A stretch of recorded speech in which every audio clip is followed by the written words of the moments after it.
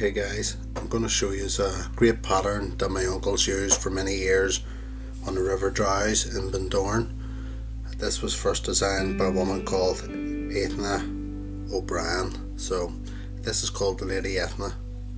First off, I'm going to use some Ultra UTC 70 and we're going to tie in, cut off the waist, and then we're going to bring this down to roughly between the barb and the point. This is a low water double hook size 10. So once we get to there, we're going to take 3 strands of crinkle flash. This is pearl. So roughly tie this in halfway on the crinkle flash, keep it on top, and then I'm going to take a few open wraps about halfway up the hook, and then I'm going to fold this back and come back down to where I cut it in. So that'll create 6 strands. Keep it nice and tight. So there's a fluorescent green tag in this. In this case I'm going to use Unifloss in hot green. This is 2-ply, so I'm going to take off maybe 6 inches of this and separate it so I get just 1 ply of it. Just it wraps a lot smoother once you do that. So here we go. We're going to catch this in with 3 turns up the ways, so it's 1, 2, 3. We're going to trim off roughly till where the head will start. Tidy that up. And then we're going to wrap our tag down.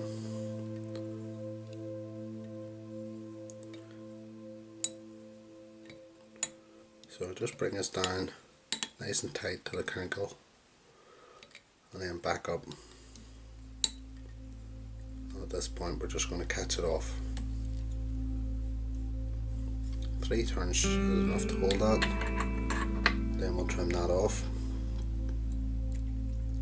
So now I'm going to go touch and turns, come up, tidying that in, and on the way back down we're going to catch in a rib, which in this case for this pattern is copper. So catch that on underneath and bring it down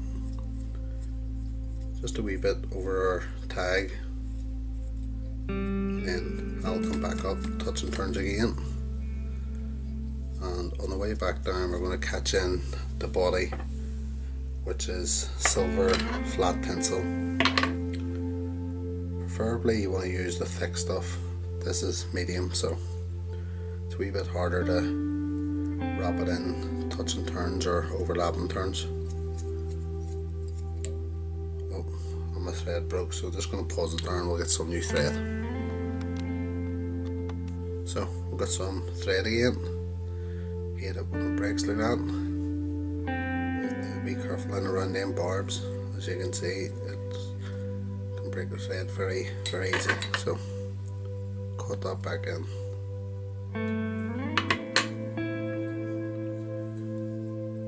Bring that down to where the tag ends. Come in, tidy up as you're coming up. Stop roughly at the start of head. Take your silver tinsel, we're going to wrap it up, 1 full turn at the back, then start overlapping it. As I say, it's not too easy with a thinner tinsel. Do your best you can, and if you've got the thick stuff, it'll be a joy to do. So bring that up to where the head's going to go. Catch it in, again 3 turns is enough, then I'll fold this back and catch it in a couple of turns. Now bring up your rib, 1 full turn at the back and 4 to 5 on the way up. is enough. Just try and keep these sort of spaced out as best you can. So there we go, we got 4 full turns with that. 3 turns or 4 turns up the ways. Fold the wire back and catch it back into the start of what will be the head. At this point, hold the thread and break it off.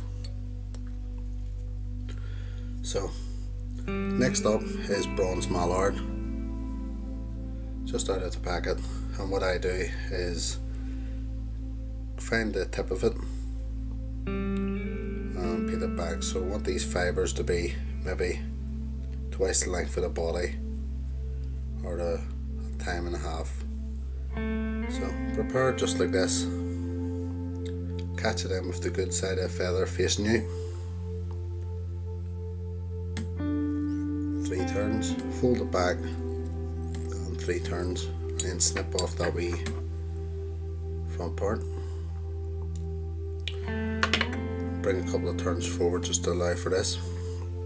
At this point, you want to hold the feather up with the good side now be pointing towards the eye, so this here is the good side, and pull these back just the way you would with a normal salmon fly. Fold it back and then start taking your turns round. Depending on the feather, you'll get maybe 2 or 3 turns, depending of course the fly you want. So I think that's roughly about 2 turns, 2.5. Put a 90-degree bend in your hackle, and maybe 4 to 5 turns just to make sure this is well cut in before you trim it.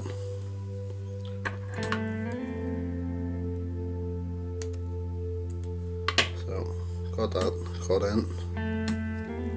Come in, just tidy up a wee bit. Bring the thread back to where you started that. You don't want to go the whole way back here because that'll squash down the fibres, which you don't want to do. So now we're going to take a badger hackle, same thing as the mallard. Find it roughly the size you want it. I want these fibres to go from roughly the head till the point of the hook. So I'm going to fold this back here, just like that. Catch it in again with the good side of the feather facing yourself. And same way of course, 3 turns, fold it back, give it 3 turns there, and cut off the waist tip. Don't worry so much about these wee fibres sticking out, because you can tidy them up at the very end. So just tidy up that area a wee bit, and again give yourself a bit of room to tie the hackle in.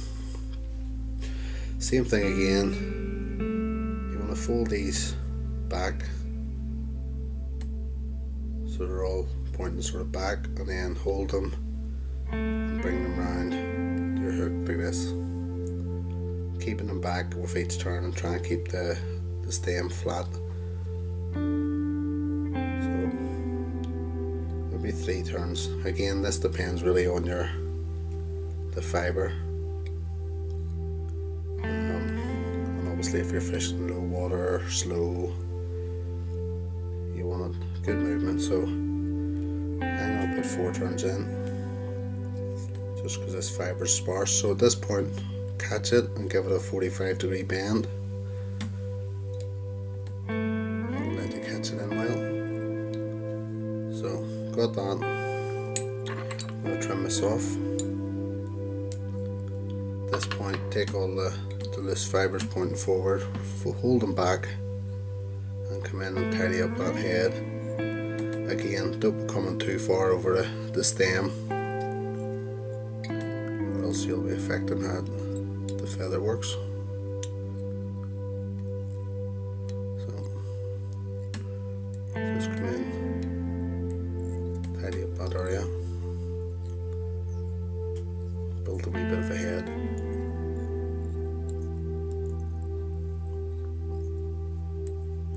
So that's enough for me anyhow. That's enough.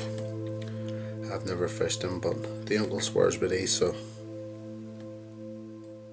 I'll give it a 4 or 5 turn whip finish, I'm going to give it a second one just for added security.